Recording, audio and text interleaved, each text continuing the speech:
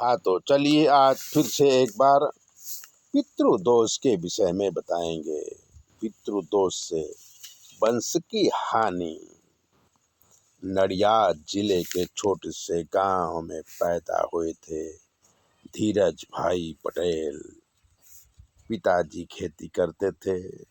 गांव में उनका रुतबा था, लेकिन उन्होंने एक स्त्री से प्रेम करके उसे छोड़ दिया था।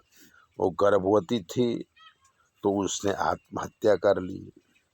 फिर धीरज भाई पटेल के पिताजी ने शादी किया, जिससे पत्नी का काफ़ी बीमार रहती थी। फिर भी 3 बेटे और 2 बेटी हुई।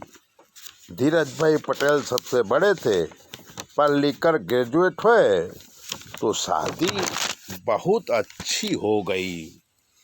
उनकी पत्नी मेघा भी पढ़ी लिखी और सुंदर चरित्र वाली थी। उन्हें अहमदाबाद में एक कंपनी में नौकरी मिली, तो धीरज भाई पत्नी के साथ अहमदाबाद रहने लगे। पिताजी का देहांत हुआ। धीरज भाई मालिक बने। दोनों बहनों की शादी की। उनको कोई संतान नहीं हुई। एक भाई साधु हो गया और एक भाई को एक ही लड़की हुई। धीरज भाई को एक बेटी एक बेटा था। 2 नंबर से अमेरिका गया बेटा, और वहीं शादीशुदा औरत के साथ नौकर बनकर रहने लगा। बेटी की शादी हो गई तो वो भी अमेरिका चली गई। अब धीरज भाई बूढ़े हुए तो अपनी बेटी के घर अमेरिका में रहने लगे। सारी संपत्ति बेचकर सब कुछ बेटी को दे दिया और धीरज भाई के वंश में कोई नहीं रहा। मित्रों, ऐसे अनैतिक कार्यों से पूरा वंश ही समाप्त हो जाता है।